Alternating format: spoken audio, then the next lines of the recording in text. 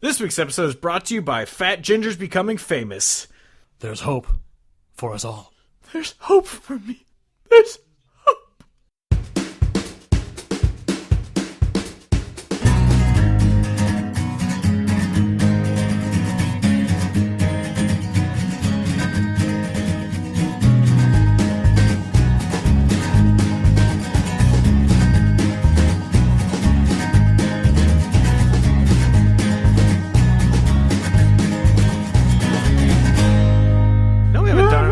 Done a dramatic reading in a while. Is there a shitty song that's been out? Well, the problem is there's a lot of shitty songs that have been out, but none of them are like it's got to be comically bad writing and like Hot Llama Dama. Well, that's the thing. I think we might have set the bar a little too high by going with arguably the perfect song for a dramatic reading, like very early on with Hot Dama Llama Llama Llama Llama Llama, because that song is so nonsense that, like, it's the perfect one to be like, you may have heard this song, but did you ever actually hear this song? Because this is what they're saying. Yeah. I don't know. I mean, like, I don't know. I honestly really haven't even heard too many garbage songs lately. I know they exist. I just kind of, I've been successfully living in my world without it.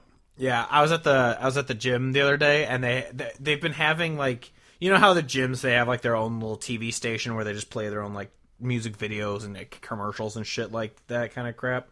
Well, Export and LA Fitness both do it. But I was gonna say, the Y does not do that. Yeah, they just play TV shows, or just TV. But they had a ad for, it's like, rising country star.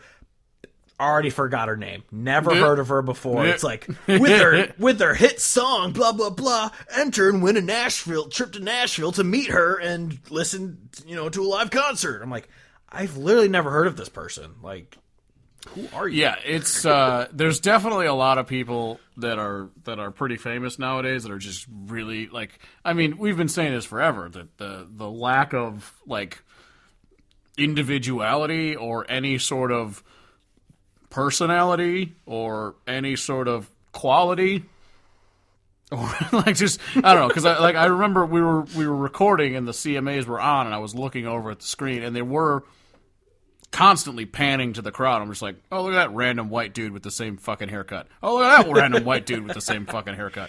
Oh, look, there's another guy with the same fucking haircut. Yeah, exactly.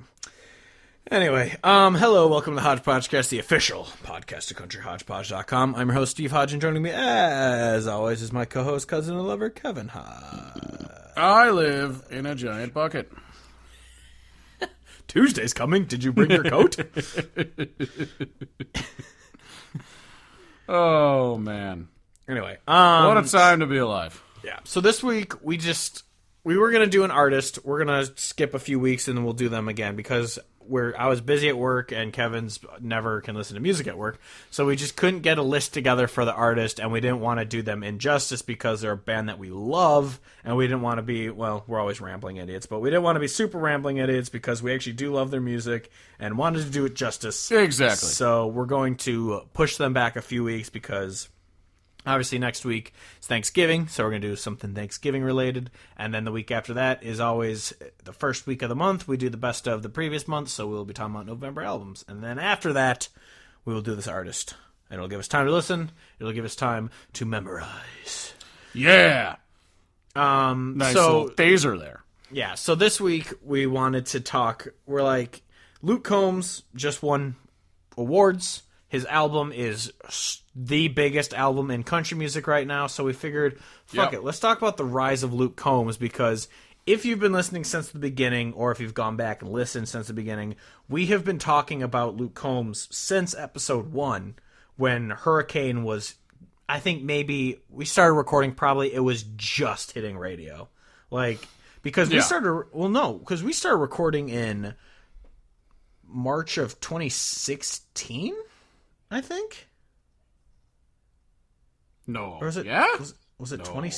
Maybe March of 2017. It's been. Is it either 2016 or 2017? I don't remember. I think it had 17, because if it was in 16, then we would have had. This would be the like 4th year of doing it. I think we're only in 3. Yeah. So yeah, 2017. So we started early.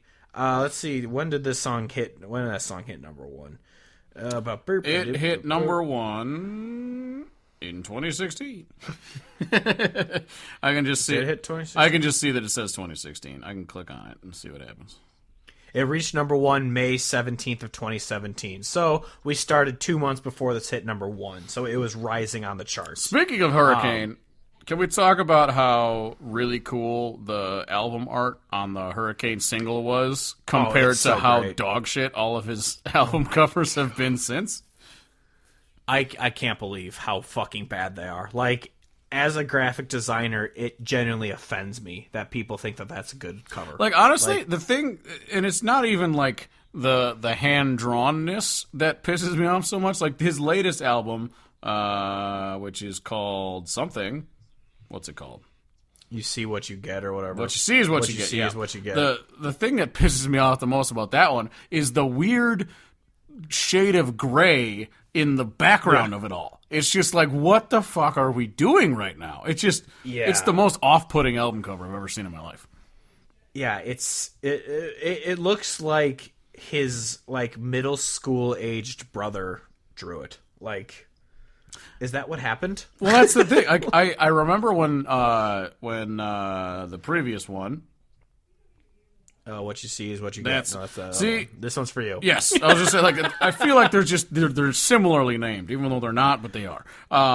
When that came out, I remember they did have something where he said he did make it. Like, the reason it looked stupid and like drawn by an amateur is because he was the one that did it.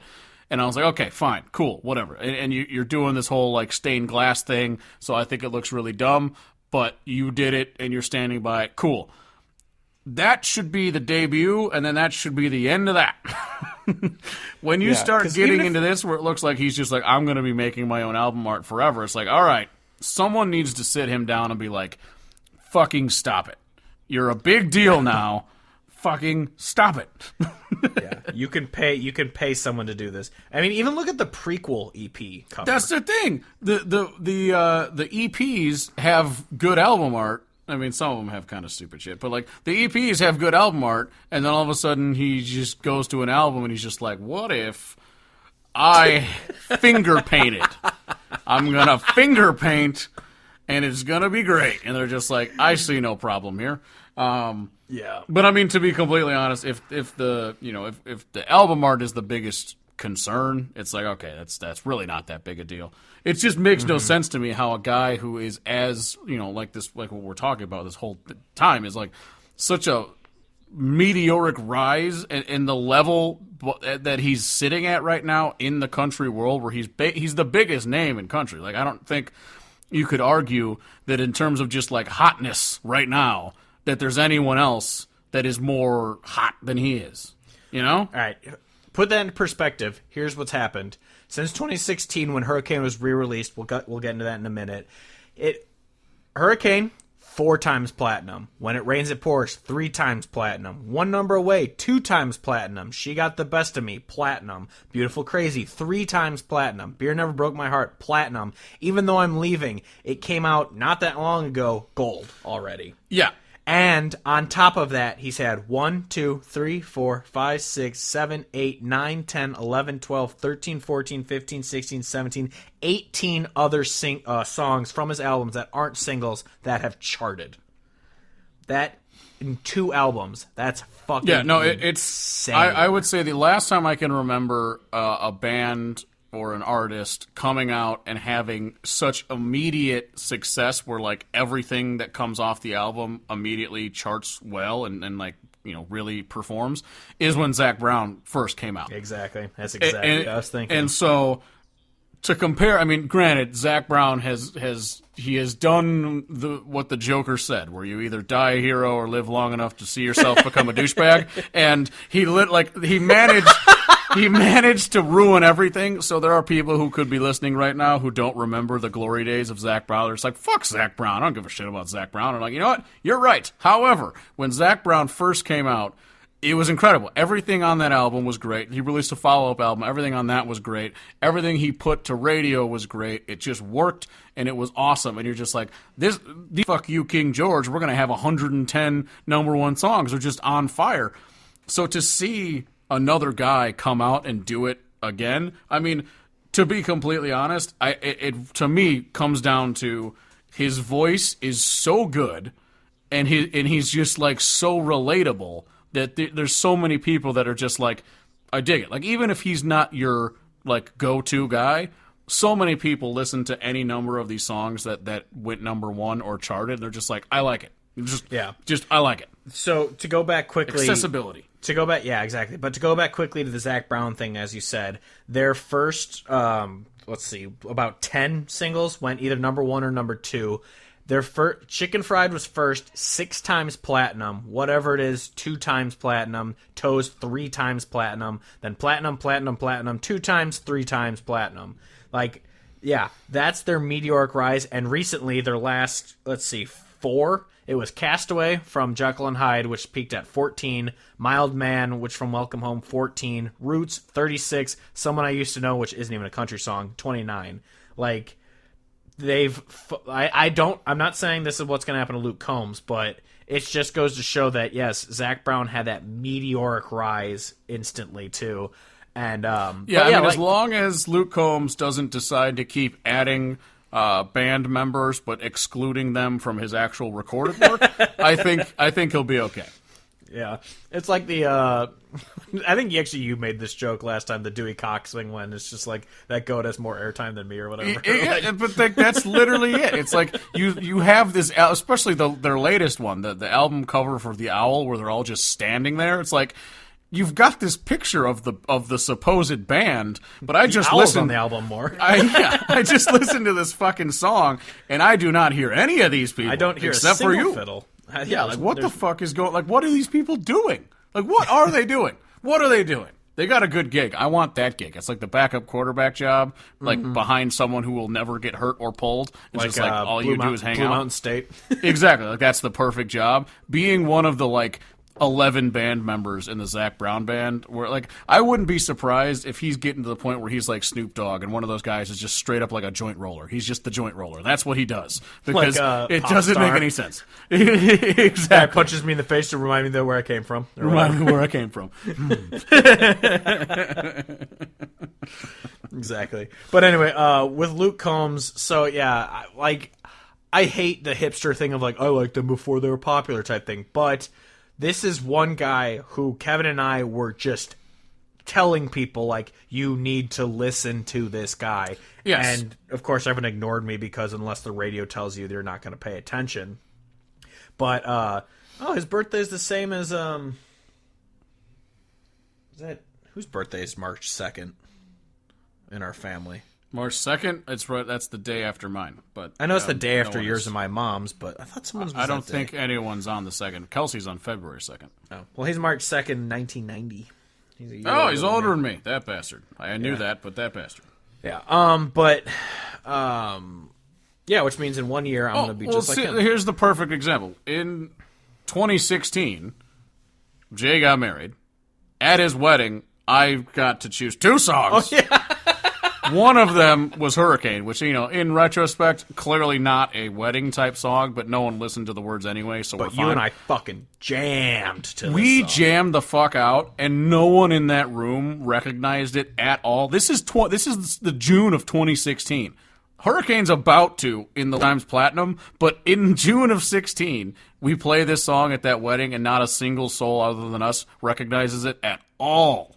Yeah, and I remember, think about that is insane. I still remember, because, that's a song, obviously, I had been listening to since it came out in 2015 when we saw him at an empty bar. Yes. It was Joe's bar, which is a bigger bar, but it was still empty. But I remember one night Doug was at a wedding or something, and he had a bunch of drunk friends, so I had to go pick him up because I'm a nice person. And I'm just having my songs on shuffle, as I always do, just my iPad or iPod playing, and fucking Hurricane comes on, and the girl in the back is singing it. I'm like, I literally didn't know anyone knew this song. Like, and I remember when it was first on the radio, I took a picture of it, I sent it to you. I'm like, dude, Hurricane's on the fucking radio. And I'm like, what? That's insane. Like, Luke Combs is actually getting thing. And just to think that he would go from a guy, we thought he'd be, honestly, I thought he'd just be kind of a one and done guy. Like, Hurricane would go number one and be like, yeah, that was great. Now, you're the next band, Perry. Please move out of the way. Like that. I thought, honestly, I thought that kind of thing was going to happen.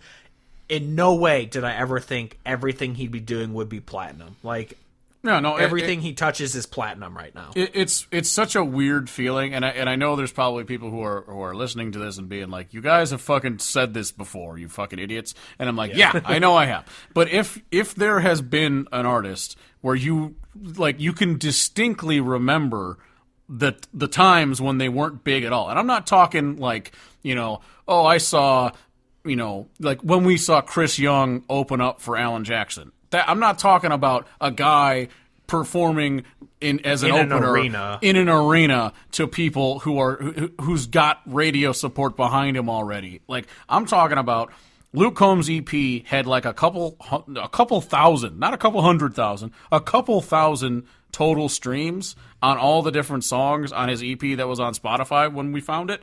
And now he's at hundreds of millions. It's just a completely different world. And there is a part of me, and I have to admit this, that always has the stupid hipster in the back of my head where I'm like, well, you guys don't get it. I knew it before. And it's the worst attitude ever because it's just dumb. And I hate to like look at his new stuff too much and be like, well, his old stuff was so much better, because he does have a lot of good newer stuff. His song, Even Though I'm Living, and his old great. Song. And his old songs, he had shitty ones. Like, Sure If You Want To, it's a dumb song. It's Beer fun, Can, it's a dumb song. Yeah. It's fun, though. Like, they're fun, and they're country, which is the thing we can't complain about. And that's the thing, and that's what I'm getting to, is that it's honestly amazing to me, because this is like the first guy that I've really liked before he was huge, because I mean there's artists that I liked that were kind of like, but back when we liked Jason Aldean, he wasn't huge, but he was known enough. Like, he was touring with people as an opener or whatever, he was an opener, or a co-headliner of a smaller thing, but not as big as to where he was now. But this is like the first guy that we listened to who we really, really liked. And then throughout the process of quote-unquote selling out, has not really thrown the whole formula away. Granted, he's only got like the 2 albums out, so we have plenty of time for him to Chris Young himself. Mm-hmm. But thus far, it really does seem like people are resonating with his just, his kind of, simple, I don't know, fucking fat redneck wearing a fishing shirt. Like, that deal is resonating with people, and I don't think people want to see him sing the really, really stupid shit that people like, all those random white dudes with the same fucking haircut wearing a V-neck white shirt. Like, I don't think they want to hear him sing that, and that gives me a lot of hope for the future that he's not going to completely abandon his ways. Granted, he has had some songs off of his latest albums that I've thought had way too much production and were not that great, but in the bones of it is still country songs. It might be more pop country than I would like, but it's not like, I mean, when you think about some of the hard sellout moments, I still remember the first time I fucking heard Burning It Down, and I was like, I don't care if I ever hear a Jason Aldean song as long as I live now. It was so horrendous that I straight up would swear him off in a second. Nothing he's done is anything close to that. When Chris Young released that fucking Justin Bieber sounding song, I was just like, all right, he's done. He's given up. He's letting Nashville tell him what to do. That's exactly what's fucking happening. And that's the nice thing about Luke Combs is I mean, not to say that he has to do any of this, but like, he hasn't just fucking dropped 60 pounds suddenly where he has a six-pack and he's tan as shit. He still has an ugly-ass neck beard that, honestly, he does need to trim that thing. It's fucking disgusting. That could go. And he's so huge that, he's still wearing a fishing shirt and a camo hat. He's not, I mean, granted, it's a dumb uniform, but he's still doing that. Yeah, it was a shtick when we were still listening, when he started with him. But he is so huge that he tells people what to do. People don't tell him what to do. There's nothing, you can't tell him what to sing. All of his songs are still written by him. That's why 90% of them reference beer at some point in the song.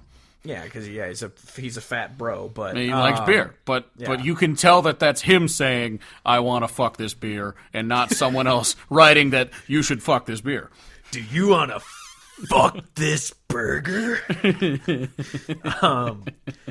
That does remind me of not to go completely off tangent, but one of the only jokes that I really thought was fucking hilarious from Amy Schumer's sketch show was the fucking dickhole beer. You ever see that one? It was literally, it was an advertisement for a beer brand that just had a fucking a cylinder through the center of it. So you could, it's just like, what's the worst part of like trying to go out? It's just like trying to find a girl and like have your beer. Well, now you can just fuck your beer. And it was hilarious. That's really funny. Let's see. Sorry. I wanted to actually make a point off of what you were saying. Like you were saying, he is kind of captaining the ship of the mainstream right now. Like he's the hot thing. And so my hope is that since Nashville is just a whole land full of people who copy other people, that this is going to be good for country music in the long run, because I think there are going to be a lot of people that are just like, okay, we've got this fat neckbeard redneck, and he's singing whatever he wants to sing. I'm not putting on your fucking skinny jeans and doing a half-assed R&B rap song. I want to sing about the shit I want to sing about. I am hopeful that is what's occurring. Yeah. I was just looking at the article, and it was talking about how his last album was #1 for 50 straight weeks, that is so long. Or not 50 straight. I think it's 50 total weeks. That's still a lot. That's almost a year. Yeah. And it's insane. This first album, it had 172,000 albums sold in the first week. That's pretty good. Yeah, it's insane. The whole thing we want to do this episode is we listen to The Way She Rides and the Can I Get an Outlaw. I remember, like we've said before on this podcast, sorry to anyone who's listened before, we were listening to him when only She Got the Best of Me was out, and not the shitty fucking redo. No, that is OG one on Can I Get an Outlaw. Yeah, and that is a thing that I do still forever have a bone to pick with him, is that he fucking re-recorded She Got the Best of Me to make it more upbeat sounding and fucking produced, and I do not like that. Yeah, the original version of it was perfect as is. And I'm looking at this, which is crazy that This One's For You, it only, despite selling just like crazy, it only peaked at 24 in country. Interesting. It's just sold so much.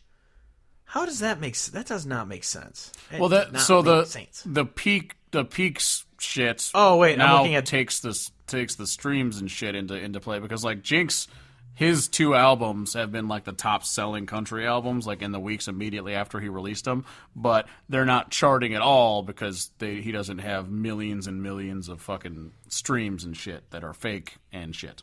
No, I'm retarded. It went #1. It was the EP. Remember, it was the same name.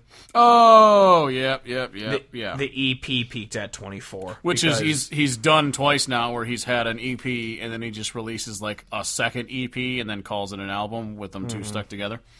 Yeah, and I can't wait for when fucking What You See Is What You Get 2 comes out, like he did with fucking This One's For You. Yeah, where he did This One's For You 2, added like 3 songs to it.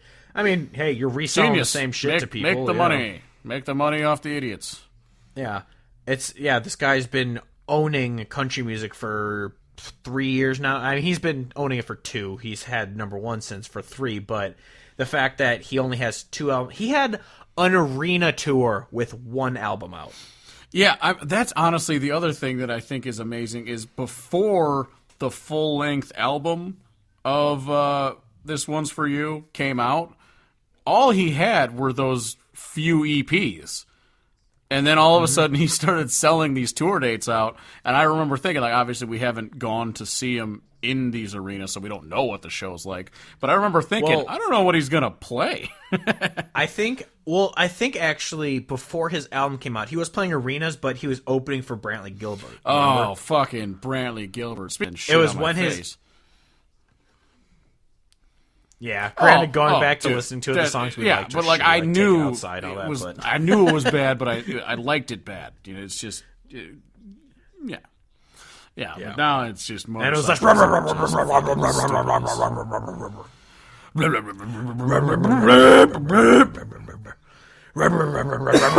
god. Oh yeah, and then I forgot about that. We did talk about it. In June of this year, he was invited to be the newest member of the Grand Ole Opry. 3 years after his new fucking after his first album. And then I wonder if they have it on this Wikipedia that I'm looking at.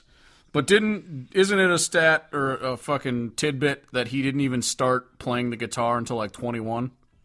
Yeah, he started playing in college and dropped out of college to pursue his music career. So the fact that this guy, and like if you're listening to this podcast and you haven't listened to Luke Combs, what are you doing? But also if you've listened to this guy, you've heard how powerful and raw and just, I mean, powerful is the best way to describe his voice, is just incredible. To have that and then just to be like at 21, like, oh, I'm just going to pick up the guitar, see what happens. And now he's fucking 29. So like, not that many years have passed, and fucking his whole deal is completely. It's crazy. I've been playing guitar longer than him. Yeah, I've been playing for 10 years. I mean, but the thing is his guitar skills are only as good as mine. That's true. It's not like he's out there ripping it up with the guitar, but like you think, I mean, you know, as a person who writes music, like, to write music and to write good music, you've got to like have that music ability. You know, singing's one thing, but you have to have that understanding of how songs work. And then having a guitar to play while you write a song is a much better way to structure things so that it actually sounds good. I don't know how, like, you know, granted, he could have been writing songs all throughout his youth when he was clearly a good singer, but he probably wasn't really starting to write songs until he was in college when he picked up the guitar. Yeah, that's the thing, because I'm looking at this. It's he has been singing since he was a kid. Yeah, it's obviously. He didn't start playing guitar. No, he was probably the choir, you know, church choir, maybe high school choir, all that sort of shit. So like obviously he's a singer, and that's like he didn't just at 21 decided I'm gonna sing now. Just yeah, like I'm a decent singer. I'm not great, but like if I were to be in a band, the fact that I only play rhythm guitar would be covered up by people playing music, and I would be a good enough singer to hold my own. It's just that his voice is so amazing that when he can only strum chords and he's singing acoustically, that voice carries. It's not it's not the guitar that's needed for it. And I think, you know, I don't know why they keep deciding to overproduce his later works, other than the fact that they want it to sound similar to other mainstream country, so people to make it radio friendly, so the people that listen to the radio can listen to it. But I don't know. I mean, like, he's so good stripped down that I don't understand why they don't just fucking just let him belt it out. Is his album the one that had a really fucking like a really stripped down song? And then, like, the rest of it comes in, or what fucking album came out recently that had that? I'm losing my mind. There's some album that just came out recently where, like, the start of it is, like, doesn't even sound professional recording quality. It just sounds like a dude on his porch singing. And then the production comes in about halfway through, and it was super cool. I can't remember if it was a song on his album or if it was a song on someone else's. I'm not entirely sure. This is going to fucking piss me off. I can't figure this out. So I just looked at Even Though I'm Leaving, which, as we said when that prequel came, that song it's as good as She Got the Best of Me in Hurricane. Like, it is that good of a fucking song. But I'm looking at it. It came out as a single in September, and it's already number one. So Actually, it went number 1 in October, so it's just been. Oh yeah, no, it was Luke Combs. I want to say it was the song "Dear Today." Possibly. I don't really. I honestly, I only listened to the new album like twice. I didn't really listen to it too many times, so I don't know it that well yet. Yeah, I can pretty much guarantee it's that song "Dear Today," and it was like when I was listening through it, I was just kind of like, yeah, no, this is fine, it's fine. You know, these songs, I get a few of these songs are good, or I've already heard them, whatever. And then that happened, and I'm just like, yes, this is the kind of nugget on an album on the B side that it's the kind of shit that keeps you coming back. Where I know he's too famous now for him to release an album that by my standards and wants and whatever, am gonna love song 1 through the end. It's just not gonna happen. There's gonna be some songs in there that I'm just meh on, and there might be some that I don't like. But that kind of shit, it's like the it's like fucking who was other artists like Paisley, where he could release some shit that really pisses me off, but then he's got something on there that's like, oh shit, that's really good. Keeps you coming back.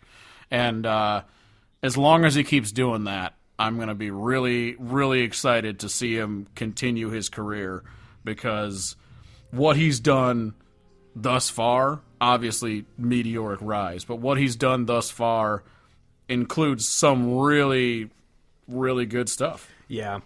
I'm looking at just, all of his shit on here, and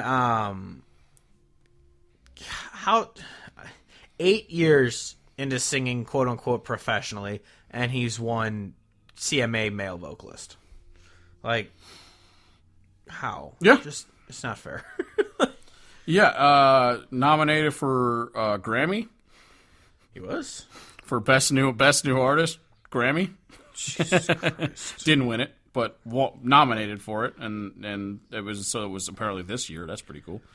Let's see. CMT Awards, who gives a shit? Billboard Awards, who gives a shit? But I mean, whoever the fuck, that's crazy. Dua Lipa won. Yeah, Dua Lipa. I've actually heard that name, so I know that she is famous. Dua Lipa. There's a person. I'm a Dua Lipa. There was a person there was a person last year nominated whose name is Lil Uzi Vert. No, most people have heard of him. Lil Uzi Vert. Yeah, no, most people who are not you have actually heard of it. Yeah, I don't know people. Margot. I couldn't tell you what his song is. I'm gonna find it and I'm gonna fucking figure it out. Lil Uzi Vert. Fucking stupid name. Because he's either part of something. What is he a part of? Is he a part of something? Emo rap is what his genre is on Wikipedia. Oh, it's terrible. Oh, it's god awful. Don't get me wrong. I'm not advocating people listen to him. It's just that he's been heard his associated acts are DJ Drama, Don Cannon, Gucci Mane, Playboy Carti, and Young Thug. Oh, he was on one of the Migos songs. That's why. Yeah, he looks like a upstanding citizen.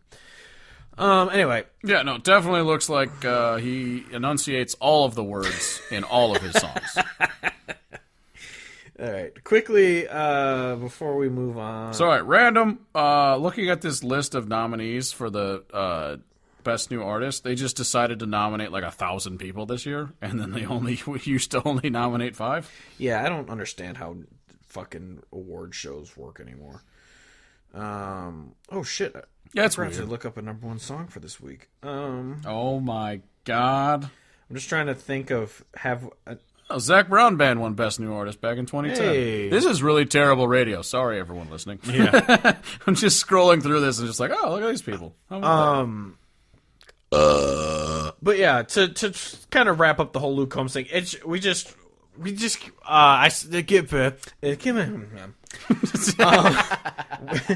just saw an article today about Luke Combs, and it just really got me thinking. I was just like, holy fuck, the amount of success this man has already is unfucking believable. And it's not that he doesn't deserve it or anything, obviously. Like, the dude is a goddamn monster, but he with an amazing fucking voice, like Stapleton level quality voice. And it's just crazy to think that, one, a man with this much talent is, doing as well as he is, but two, the fact that he's not famous because, oh my god, he's so hot. I mean, obviously his hot wife thinks that he's hot and whatever, but I mean, have you seen that beard that stops below his chin and then has like almost a mustache? Yeah, but it's just not like the fact that this is I mean, obviously, I hate when people are like, "Oh, it's inclusive," and all, but the fact that he's a very everyman-looking guy who can do what he's done. He's the first one that's come through country in a long time that legitimately looks authentically like a country person. Mm-hmm. Not some dude that grew up in the fucking suburbs or in California and has always been, prim and proper, and then they just put a cowboy hat on him and said, hey, sing these words. Like, this is the first guy that's become really, really, and especially in the social media era, he's the first one that's really skyrocketed and been super authentic. And granted, you could, to everything I've just said, you could also be like, well, what about Stapleton? And that is also a fair argument, except for the fact that Stapleton is so supremely talented, and then when he performed at the whatever show with Justin Timberlake, it was impossible for anyone with ears not to recognize what the fuck that was. Luke Combs came out of nowhere. Just fucking came out of nowhere. Exactly. Yeah, it's just insane what this person has done in especially such a short time. Yeah, and also to this episode kind of serves to, I don't know. We did a Luke Combs episode, didn't we? After This One's For You came out. Yeah, it was like right after the album came out. So it's been a while since we've talked about him, and obviously his status in the world has changed significantly since then. So it's just kind of a nice way to be like, yes, people, we are aware. Yeah, he is. He's doing shit. Yeah, and it's crazy. I've had people who are just like who have asked me like, hey, have you heard of Luke Combs? I'm like, yeah, he's like the biggest name in music right now. Like, of course. Although we are in danger of being our dad saw Alabama at the Kane County Fair. The more times we say, yeah, well, we saw the Cubs at Joe's Bar to Kane County Fair. Yeah, well, I saw Sturgill Simpson for $5 at Rubco in college. I will kill you because I could have gone. Yeah. Now I don't think we talked about that on the podcast. The fact that Sturgill and Tyler Childers are doing an arena tour right now. Yes. Not only are they doing an arena tour, I think they were the first ones since Garth Brooks to sell out the Nashville arena like twice. Like they open 2 shows, back-to-back shows, and they sold them out. Wow. Like the first one since Garth to do it. Yeah, they're playing eat a dick, people who aren't Garth. They're playing Allstate, and I want to go to it, but I hate those huge concerts. I hate arenas. I really do. I saw Childers last year in Iowa City, and it was great, and I will never forget it for as long as I live. Yeah, exactly. So moving on from Luke Combs, I don't really have anything else to add about him. I don't even know if I said anything that whole time that actually made sense, but it happened, and there's no taking it back. This episode sucks. Sorry, everyone. But we're here, and we're recording, and recording is happening, and we are happening to record. Exactly. Anyway, so let's talk about the number one country song of the week, but not from this year because this year's terrible. Other than, I guess, the fact that one song went number one, that even though I'm leaving, it's a great song. Stepping up in this place, personal space. Anyway, this song comes from, I just looked up random years, and I finally found one that I like. This one comes from 2000. So 2000. I was alive then. God, that's 19 years ago. Jesus Christ. Don't say that out loud. I refuse to believe. I know, right? Anyway, this song, it was number one on November 25th, so it's a little in the future of where we are now, but we were kind of in between. We are the future. Yeah. This song is a song by a guy named Phil Vassar, who I want to do an episode on still. We have to do that at some point. But the song is Just Another Day in Paradise. Just another day in paradise. This song is Phildo Vagans. Boo. Boo. But I just like this song. It's that thing of like living life with a family and just everything is going wrong with like the washing machine broke and all this shit, and it's just like it's just another day in paradise. Mm-hmm. He does this song is got that like I would say like infectious optimism and happiness to it. Like you listen to this song and you can't help but like smile. Yeah, it's a fantastic. This is one of the first songs I heard by Phil Vassar actually, and I just really love it. It's a great song, and it's sad to think that this is the kind of music that used to get played on the radio. It's always it is. It's certainly disheartening. Yeah, it always makes me a sad man. Yeah, it's just a weekly kick in the nuts to remember all the good days. Yeah. Well, that reminded me, the one thing that's good about the CMAs happening every year is that I always see on my timeline on Twitter popping up the Waylon Jennings signing the CMA award just saying fuck you. So that comes back around every time the CMAs happen, and I'm like, yes, the good days. Yeah, so great. Anyway, also moving on, I don't think I've done any of the albums that have come out this year yet, because I'm retarded. Yes. I'll just do all of them that have come out, even though we're already in like the third week of the month. That I've seen. I haven't seen too many this month, actually. So if there's any, text or tweet at Kevin, let him know that, hey, this album's come out. Fucktard, why haven't you listened to it? Yes. Yeah, but and if you don't use those exact words, I swear to God. First up is Stoney LaRue's Onward. It's a very good album. I haven't listened to that yet. Oh, it's really good. It's not being able to listen to work at music. Not being able to listen to music at work is really not that big a deal while I'm working. It's just because I've gotten used to it, obviously. Yeah. But when I get home and I have a limited amount of time to consume media, and I realize all the shit that's come out, I'm like, fuck, what do I do? And then I panic, and then I end up watching like the same shit on TV over and over again. Yeah. Yeah, it's that thing of like when you're flipping through your Netflix list, like, what do I want to start? And then you just start The Office over again. Exactly. Yeah. Next up is Aaron Enderlin's Faulkner County. Very good. Aaron Enderlin, obviously, guest of the podcast, friend of the show. Yeah. Love her. Yes. It's a fantastic album, though. Next up is Mickey and the Motor Cars, A Long Time Coming. Also fantastic. It's very. Yep. It sounds. I did like listen them. to this. Then obviously, sounds like them. Sounds good. Yeah, it's like I don't. Obviously, it's a retarded thing to say, but it sounds like classic them. Nothing changed. They're not trying. No, to do it's anything different. it's the red dirt rock and roll type. Yeah. Then next up, obviously, Luke Combs. What you see is what you get, which obviously we've talked about today. I have not said a single thing. Next is an EP by Steve Moakler called Blue Jeans. That guy puts out so much goddamn music. It's kind of weird. More like Steve Brokler. Got him. Next up is Larry Fleet's Working Hard. I listened to it when it came out. I haven't listened to it since, so honestly I forgot about it. I'm going to have to re-listen to it. But it's... Working hard or working, hard. Exactly. And then finally second to last is... So Kevin's going to hate this, but I'll just mention it because some people like it. Wade Bowen had a Christmas album come out called 1225. Yeah.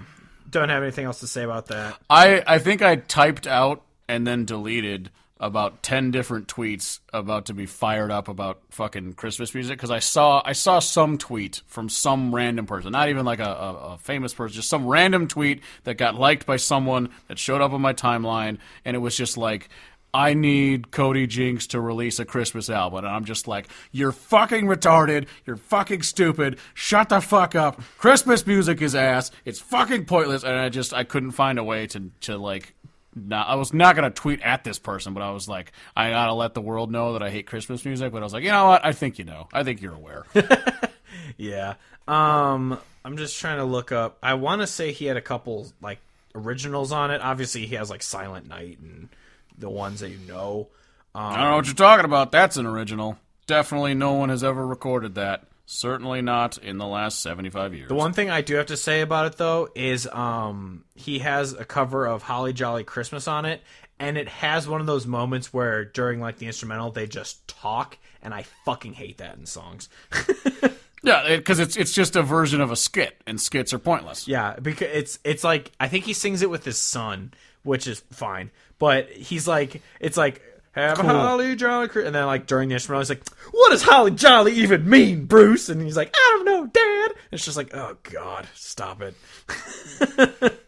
Yeah, I mean, I have so many problems with so many things. It's just, it's just out there. Everyone knows how I feel. It every year, and like honestly, it's funny because this year it's been a really big year for me. I don't know what it is. It's probably the fact that my sister's going to have a child around Christmas, so I'm all excited for it. Yay. But I was not even upset when I started seeing the Christmas decorations going up in like the Hy-Vee and all the other things, and like just the general vibe of Christmas happening so early after Halloween. And I wasn't even pissed off about that. But the one thing I cannot abide is the fact that Christmas music gets its annual pass every year. We just forget about the fact that we've heard all of it all the time forever before. I mean, I just gotta say it one time and I'm good. I completely disagree, but I'm different. But I do not like it. I remember going into a store on like November 2nd and they were already playing Christmas music. I'm like, it's too early. That's just. So that's the thing. I was not nearly as pissed off as I usually am when that happened. I was like, yeah, cool, Christmas, love it. And then the only thing is it's the music. And it's not even the music, it's the music repetition. Yeah. That is it. That is literally it. It's the fact that for some reason we're like, I haven't listened to this song in 11 months. It'd be great if I listened to it 45 times in the next month. I mean, it's the same. I watch Elf every year.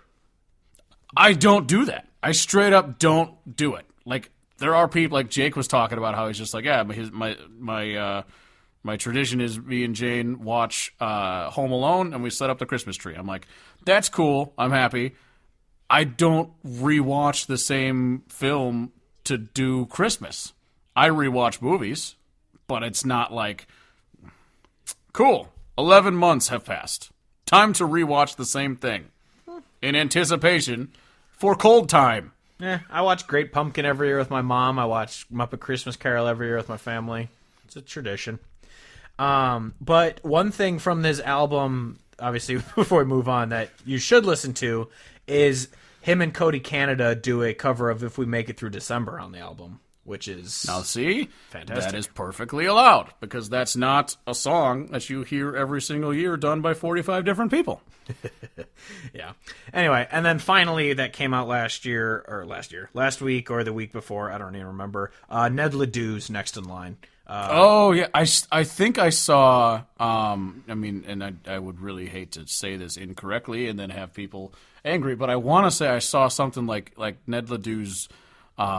Like his daughter passed away in a tragic accident or something like that, or like baby, like a miscarriage, something bad happened to Ned, and I know that everybody was giving him thoughts and prayers, and that's just fucking tragic. And I wish I knew that I could say it more, accurately and eloquently, but I just know that something shitty happened, and so 2-year-old daughter passed away. Yeah. Yeah. So if you've got, if you're a giving out prayers kind of person, throw some Ned's way because he's obviously a great artist and just seems like a great dude, and that's just fucking tragic. Yeah.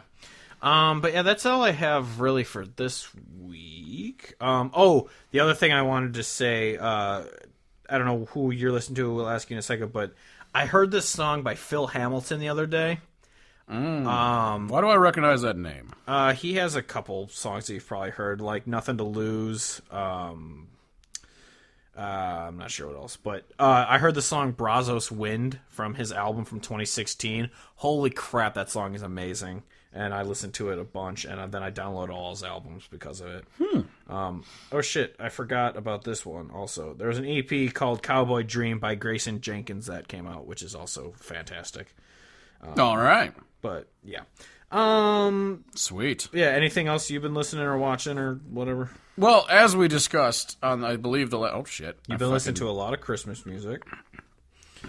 That fucking phone. As we discussed on the last podcast, I think, the John Stork album's incredible, and I've been listening to that a lot. Oh yes, fantastic. Which was released in September, if you didn't know. Exactly. So before we go, I forgot. I want to talk about. We got a cool message on SoundCloud from a fan. It's just really heartening, and I love it. So this is from Karen Olson, who's a big fan of the podcast. She was kind enough to write out to us. And we honestly, it's just the coolest thing in the world to get stuff like this. And so, we don't want to just be like, oh, let's pat ourselves on the back, but we thought it'd be really important that Steve read this one. Yeah, it's just insane that anyone listens to us. So I just, it's fucking awesome. So I wanted to read it out, give her a little shout out. So Karen has to say, I'm creator of Music Blog, which is actually about new releases like yours 108 Best Albums of October 2019. Aren't you mind don't get to your track submitted to new releases listing on blog? It's the kind of shit that makes me just my heart grow a few sizes too big.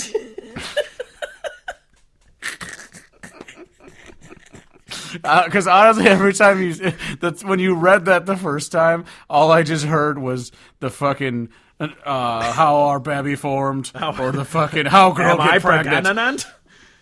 Hurt baby top of his head. How get pregnante.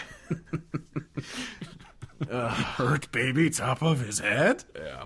Anyway, you can find us on social medias. You can find us at TeePublic. You can find us all over the internet. I don't feel like reading it all right now. Internet, it exists. Yeah. Internet. Follow Kevin on Twitter at CHP_Church. Please rate and review the podcast on iTunes. It's also available on SoundCloud and Spotify and Stitcher and whatever the fuck else. I don't even know. But that's it for this week. Next week, we're going to be talking about how thankful we are that Sam Hunt exists. So until next week, I'm Steve Hodge, as always, joined by Kevin Hodge, saying goodbye, a good night, and a good Charlotte. Silver bells!